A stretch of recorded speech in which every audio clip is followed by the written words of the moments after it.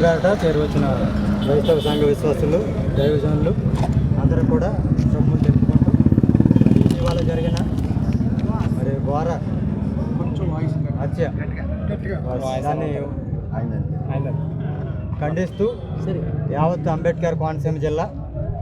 క్రైస్తవ సంఘ పెద్దలు, నాయకులు,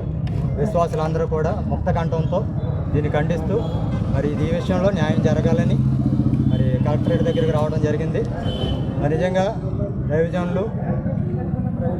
ప్రవీణ్ పగడాల గారు నిజంగా లేఖనాల యందు ఎంతో ప్రావీణ్యత సంపాదించి క్రైస్తవ్యాన్ని, క్రీస్తును, బైబిల్ను తప్పుడుగా వక్రీకరిస్తున్న వారందరికీ ధీటైన సమాధానం చెప్తున్న తరుణంలో ఆ గొంతును, ఆ బలమైన గొంతుకును మూసేయాలని, ఆయన సమాధి చేసేయాలని, ఇక్కడితో క్రైస్తవ్యానికి అడ్డుకట్ట వేయాలని మత ఛాందసవాదులు చేసిన ఈ యొక్క భయంకరమైన కుట్రలో ఆయన బలవటం, దీని అంతటినీ కూడా ఖండిస్తూ ఉన్నాం. నిజంగా దైవజనులు మంచి వక్త, గొప్ప ధైర్యశాలి, ఎంతోమందికి ఎన్నో రకాలుగా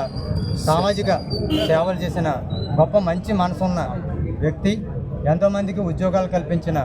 గొప్ప వ్యక్తి, అలాగే అనాథలను ఆదరించిన గొప్ప వ్యక్తి. అలాంటి వ్యక్తిని వ్యక్తిగతంగా కానీ, ఆధ్యాత్మికంగా కానీ ఎంతో గొప్ప ఉన్నతమైన స్థాయిలో ఉండి సమాజానికి మేలు చేస్తున్న ఆ వ్యక్తిని ఈ విధంగా మట్టుపట్టించటం, కుట్రపూరితంగా ఆయన్ని చంపటం, ఎంతో రకంగా భయానకంగా హింసించి ఆయన్ని హతమార్చడం అనే దాన్ని యావత్తు క్రైస్తవ్యం ఖండిస్తూ ఉంది. మత సామ్రాజ్యం కలిగిన ఈ భారతవనిలో మత సామ్రాజ్యాన్ని మంటగలుపుతూ, మతపూరితమైన విద్వేషాలని రెచ్చగొడుతూ ఈ విధమైన హత్యలకి, దాడులకి పాల్పడుతున్న మత ఛాందసవాదుల్ని, మతోన్మాదుల్ని కఠినంగా శిక్షించాలని, ఈ విషయంలో ప్రవీణ్ గారి విషయంలో పారదర్శకంగా ఎలాంటి రాజకీయ ఒత్తిళ్లకు, మతపరమైన ఒత్తిళ్లకు లొంగకుండా పారదర్శకంగా విచారణ జరిపి, సమగ్ర విచారణ జరిపి న్యాయం జరిగించాలని, భవిష్యత్తులో ఇలాంటి చర్యలకి పాల్పడకుండా, ఇలాంటి చర్యలు జరగకుండా క్రైస్తవ్యానికి రక్షణ కల్పించాలని, ఆ కుటుంబాన్ని